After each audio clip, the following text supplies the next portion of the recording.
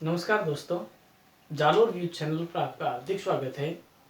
आज हम अध्ययन करेंगे राजस्थान की एक प्रमुख नदी जिसका नाम है माही नदी। माही नदी, चैनल का नाम लिख देते हैं जालोर व्यूज। माही नदी के बारे में आज हम अध्ययन करेंगे। तो माही नदी को देखने से पहले अपन को राजस्थान का दक्षिणी हिस्सा बनाना है। ये राजस्थान का दक्षिणी हिस्सा है। यहाँ पर एक पर्वतमाला है जिसका नाम है विंध्याचल पर्वत। विंध्याचल पर्वत आया हुआ है एमपी मध्य प्रदेश के अंदर। तो ये नदी यहां से निकलती है। यहाँ का एक जिला है धार जिला, मध्य प्रदेश में धार जिले से ये नदी निकलती है। धार जिले में जगह है मेहंद झील। मेहंद झील से इस नदी का उद्गम होता है। देख रहे हैं माही नदी। तो सर्वप्रथम दक्षिणी राजस्थान को देख लेते हैं। यहां पर एक जिला है जिसका नाम है बांसवाड़ा।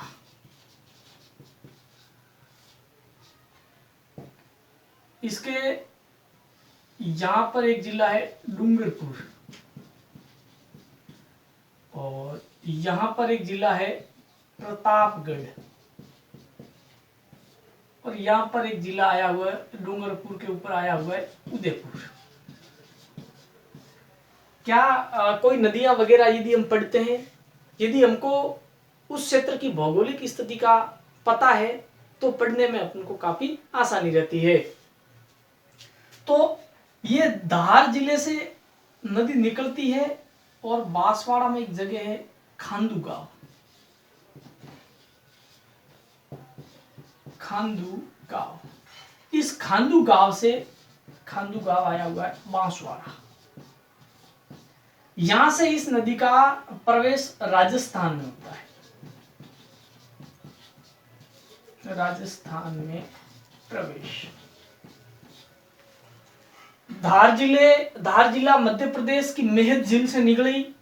खांदू गांव से बांसवाड़ा से हमारे राजस्थान में इसने प्रवेश किया। नदी बांसवाड़ा में थोड़ी आगे चलती है। यहां पर इसके ऊपर एक बांध बना हुआ है जिस बांध का नाम है माही बजाज सागर।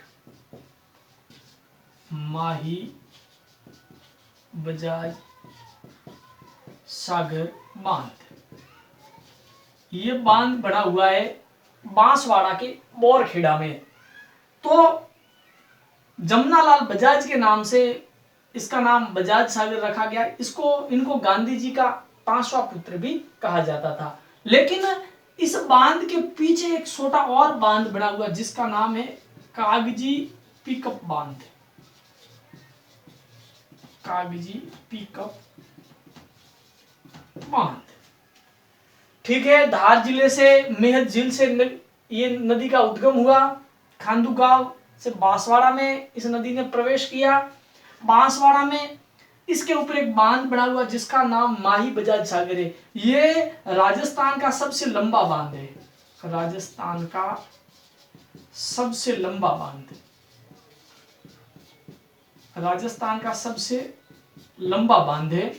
और इसके पीछे एक छोटा सा बांध बना हुआ जिसका नाम है कागजी पिकअप बांध। फिर यहां से ये नदी इधर प्रतापगढ़ और डूंगरपुर की सीमा बनाती हुई आगे बढ़ती है। फिर यहाँ डूंगरपुर और बांसवाड़ा की सीमा बनाती हुई एक बार बांसवाड़ा में एक बार डूंगरपुर में। इसी नदी के किनारे डूंगरपुर में एक जगह है बेणेश्वर धाम। बेणेश्वर धाम वो इसी नदी के किनारे स्थित है। यहां पर त्रिवेणी संगम होता है। बेणेश्वर में त्रिवेणी संगम होता है। यहां पर लिख देते त्रिवेणी संगम। त्रिवेणी संगम, यानी तीन, वेणी यानी नदियां और संगम यानी मिलना। यहां पर 3 नदियां मिलती है। कौन कौन सी नदियां मिलती है? तो एक का नाम है सोन, माही और जाखम, ये 3 नदियों का यहाँ पर मिलन होता है, जिनको बेणेश्वर धाम कहा जाता है। इसी बेणेश्वर धाम को आदिवासियों का महाकुंभ कहा जाता है। आदिवासियों का कुंभ या आदिवासियों का महाकुंभ कहा जाता है। कुंभ कहे महाकुंभ कहे एक ही बात है। यहां पर मेला भरता है, यहां पर खंडित प्रतिमा की पूजा की जाती है। खंडित प्रतिमा की पूजा, शंकर भगवान की खंडित प्रतिमा की पूजा की जाती है।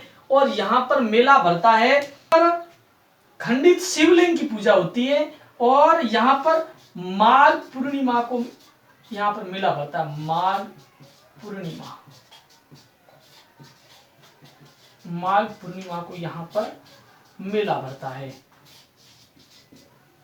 इसके अलावा बेणेश्वर धाम से फिर ये नदी बहती हुई यहां से यहां पर फिर गुजरात में इस नदी का प्रवेश होता है। यहां पर आ जाता है एक अलग राज्य जिसका नाम है गुजरात। गुजरात में इस का प्रवेश हो जाता है और गुजरात में यहां पर एक बांध बना हुआ वापस इस नदी के ऊपर, जिसका नाम है कडाना बांध। कडाना बांध इस नदी पर बना हुआ है। फिर ये नदी आगे जाकर खंभात की खाड़ी में गिर जाती है। खंभात की खाड़ी में गिर जाती है। खंभात की खाड़ी में गिरती है। एक बार पुनः देखते हैं। उद्गम स्थल मध्य प्रदेश की विंध्याचल पर्वत के धार जिले की मेहत झील से इसका उद्गम होता है। राजस्थान में खांदू गांव बांसवाड़ा से इसका राजस्थान के अंदर प्रवेश होता है। फिर थोड़ी आगे निकलती बांसवाड़ा जिले में इसका प्रवेश होता है। बांसवाड़ा जिले में इसके ऊपर माही बजाज सागर बांध बना हुआ है। इसके पीछे कागजी पिकअप बांध बना हुआ है। फिर बांसवाड़ा और प्रतापगढ़ की सीमा बनाती हुई आगे चलती है। फिर डूंगरपुर और बांसवाड़ा की सीमा बनाती हुई फिर डूंगरपुर में एक जगह है बेणेश्वर धाम, जिसको आदिवासियों का महाकुंभ कहा जाता है। और यहाँ पर खंडित शिवलिंग की पूजा होती है। यहाँ पर त्रिवेणी संगम में 3 नदियों का मिलन होता है, सोम, माही और जाखम। फिर आगे चलती है और ये नदी गुजरात राज्य के अंदर प्रवेश करती है। वहां पर इस नदी के ऊपर कडाना बांध बना हुआ है। और फिर आगे जाके ये नदी खंभात की खाड़ी के अंदर गिर जाती है। लगभग राजस्थान में ये लगभग 171 किलोमीटर है जो ये इस नदी का प्रवाह क्षेत्र है। इसके अलावा इस नदी के कुछ उपनाम हैं। इस नदी को वागड़ और कांठल की गंगा कहा जाता है। वागड़ और कांठल की गंगा, आदिवासियों की गंगा, आदिवासियों की गंगा कहा जाता है। फिर कर्क रेखा को 2 बार पार करने वाली नदी, कर्क रेखा को 2 बार पार करती है। 2 बार पार करती है। यहां पर यह कर्क रेखा यहां से होकर चलती है। ये कर्क रेखा तो 2 बार हो गई।